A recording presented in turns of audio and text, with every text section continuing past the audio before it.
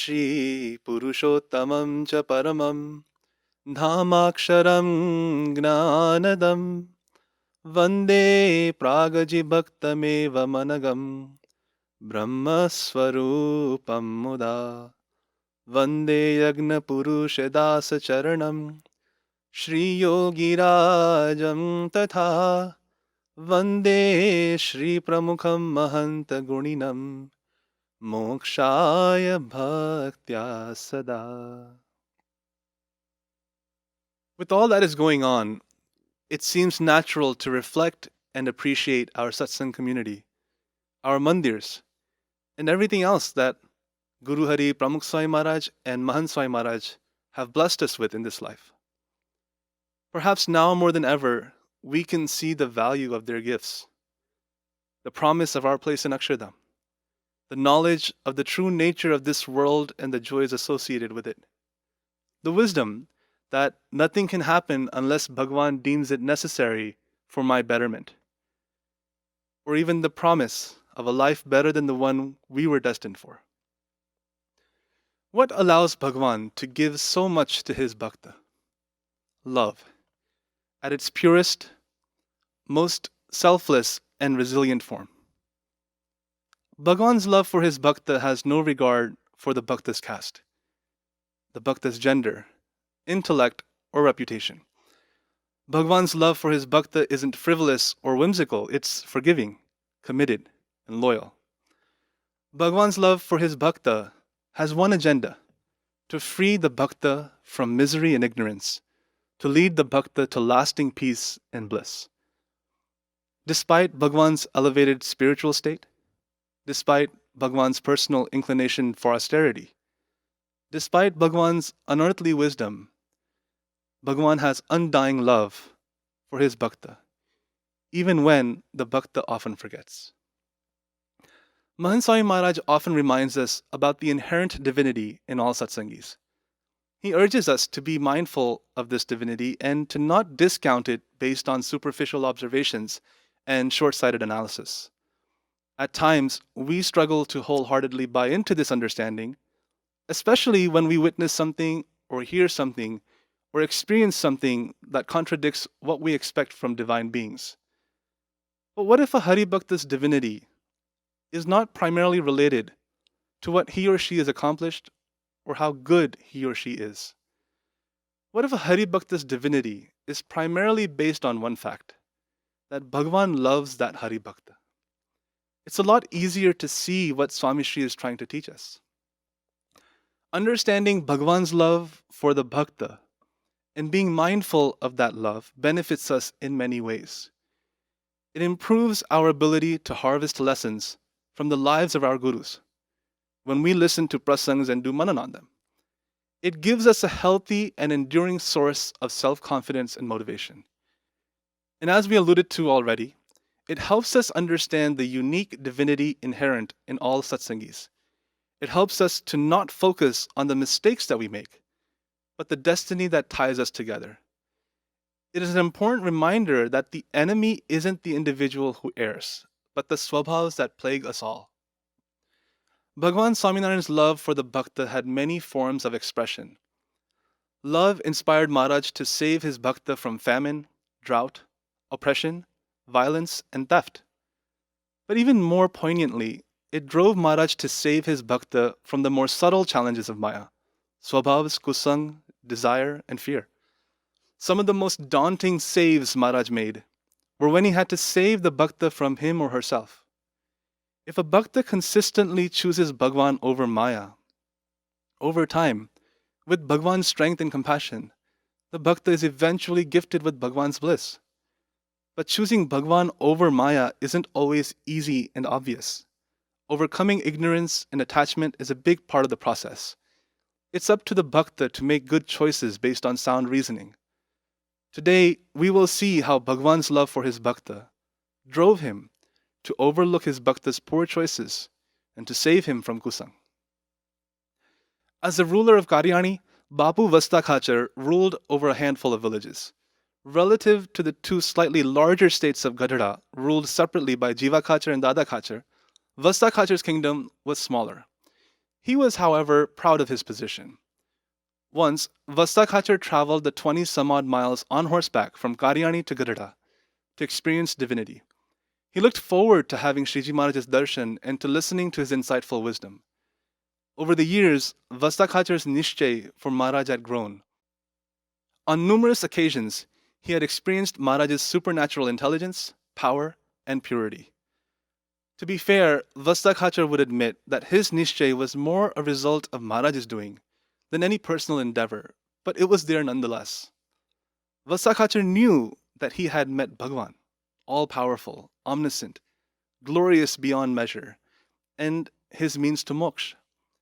And even if he forgot this fact from time to time, if you asked him, he would tell you he believed in it completely. Vasta Khachar's presence brought great joy to Shriji Maharaj. Maharaj said, Vasta Khachar, I've been waiting for you for so long. If you had not come just now, I would have sent people to go and call you. Vasta Khachar was overwhelmed. Maharaj's affection humbled him. Unprompted, Jiva Khachar interrupted the moment. Really, Maharaj? So much love? Jiva Khachar reveled in the respect neighboring rulers had for him. They all saw him as the senior ruler in Gadada. However, in Satsang, he always came a distant second to the much younger but incredibly devout Dada Khachar. This became a big problem for Jiva Khachar. Now, a side note on Jiva Khachar, Satsang will never forget that Jiva Khachar is the one who actually brought Maharaj to Gadada. He has been immortalized in the exhibition in Gadada today by Pramukh Swami Maharaj. It's a safe assumption to conclude that he is probably in Akshardham right now. During this prasang, we're going to hear some facts that will make Jiva Khachar look like a bad person. But it's important to note that the purpose of telling these facts is not to make Jiva Khachar look like a bad person, but rather to emphasize the level of compassion that Maharaj had. Maharaj smiled genuinely at Jiva Khachar's childish mockery and said, yes, Vasta Khachar is a spiritual man. I am drawn to such devotees and long for their darshan. Vasta Khachar's faith runs deep. Of course his darshan would make me happy. Jiva Khachar sat and stared as Maharaj spoke. He did not hear a single word. A few moments later, Jiva Khachar stood up suddenly and he said, Vasta, let's go. You can stay at my place. Maharaj interjected. He's come to see me. He can stay here. But Jiva Khachar insisted. Vasta Khachar couldn't say no. Privately, Vasta Khachar felt that Jiva Khachar's warm reception and personal invite were a huge honor. He didn't want to hurt his feelings or spoil relations. Why does the Jiva insist on doing things that Bhagwan tries to save him or her from? For now, let's group all the reasons into the category of basic ignorance and move on. In Vasta Khachar's case, he knew Maharaj was Bhagwan, but he cared a little too much about being seen as important in society as well. Enough that he thought it was a good choice to go against Maharaj's Agna to win the affection of a big shot like Jiva Khachar. If you refuse to stay inside, if you insist on shaking hands with everyone and touching everything, if you refuse to wash your hands, if you insist on touching your face, it would be very hard for a doctor to help you avoid getting sick right now, even if your best friend was the best doctor for infectious diseases. More than likely, the benefit of knowing such a doctor would only be realized after some suffering. Vasta Khachar had made up his mind. He got up. Maharaj ne page lagya. Maharaj was disappointed. Vasta Khachar said to him, Maharaj, Bapu is insisting, and I don't want to disappoint him. I'm just going to go and get settled. I'll be back as soon as I'm set up. Maharaj remained silent. Vasta Khachar left. Maharaj sighed. Vasta Khachar will not come back. Muktanand Swami asked, Maharaj, what do you mean? Maharaj explained, he will fall when he hears Jiva Khachar and Buddha Dadal's words. His nischay for me will crumble. They will sow seeds of hate for me. Meanwhile, Vasta Khachar had made his way to Jiva Khachar's home, a short distance away. Jiva Khachar tended to his every need personally. They had an excellent meal, after which they retired to the living room. Having developed a recent friendship with Jiva Khachar, Buddha Dadal was present as well. He began to speak. Vasta Bapu, are you aware of the meaning behind Maharaj's complimentary words? Do you know why Maharaj is pleased to see you again? Vasta Khachar sat silently. What was there to say to such an odd question? While massaging Vasta Khachar's feet, Buddho Dhadal addressed Jiva Khachar saying, Mota Bapu, I didn't realize Vasta Bapu was so innocent, gullible even. Vasta Khachar was surprised, confused, and a bit hurt by the tone of this dialogue. Jiva Khachar noticed Vasta Khachar's confusion and thus subtly gestured to Buddho Dhadal to go on. You are aware of what's happening, aren't you? Maharaj has laid claim to a portion of Dada Khachar's darbar to allow his family, Dharamkul, to move in. That's not all. We've heard that Dada Khachar's portion of Gadada has been split into two, and that Maharaj plans to hand over each of these portions to his two brothers. Now, Dado is an idiot, but it's clear to us that Maharaj intends to continue praising others like you to claim their property. I find the whole situation quite unsettling. Look, we've made him what he is by calling him Bhagwan. That's on us. But he's the one taking advantage of the innocence of faithful people by settling his family. Vasta Khachar's world had just imploded. His initial confusion was gone. His mind had been poisoned. All kinds of doubt had taken root. He needed to leave. He needed clarity. He needed the truth. Unfortunately for him, Buddho Dhadal was not done. Bapu, with sweet words, he's managed to make fools out of all these Kathi darbars. If these fools don't wake up, they will all lose their villages to this homely Brahmin from the east without fighting a single battle. Be honest. How much of a burden has he placed on you? He pompously celebrates Diwali and Ankut at your residence, invites hordes of people, and at your expense, he gains adulation. Visions of the Diwali and Ankut Utsav streamed into Vasta Khachar's mind. He saw the endless throngs of people that seemed to end at the outskirts of the village. All the while, Maharaj sat on a raised platform, meeting with and talking to the people. He could still hear the people saying, Sahajanand Swami Maharaj Ni Jai. He thought to himself, I took on all the burden, and he got all the praise. Jiva Khachar saw Vasta Khachar's eyes and realized Buddho Dhadal's message had gotten through. He decided it was time to let it all simmer. He gestured to Buddho Dhadal to stop. Later that evening, a messenger had come from the darbar saying, Vasta Khachar, Maharaj has commanded that you pack your things and stay with him in the darbar. Jiva Khachar was quick to respond. You see, he couldn't even tolerate you staying here. He's got an agenda and he doesn't want to be exposed. Vasta Khachar didn't know what to say. He kept staring blankly at the floor. I'm going to make a quick visit to the darbar, he mumbled. Buddho Dhadal commented, Sure, go. Haven't had enough? Fine. It's your life. All I'm saying is, for your sake, don't forget what you've heard here. The walk to Dada Khachar's darbar hastened the brewing process. Maharaj saw Vasta Khachar on foot. Have you brought your horse, or did you leave your things there? Vasta Khachar looked sideways at Maharaj. I need to go back to Kariyani tomorrow. There's no need to make changes just for one night. It pained Maharaj to listen to these words. He realized that Vasta Khachar was now primed to fall from the path of moksha. He knew Buddho Dhadal had more to say.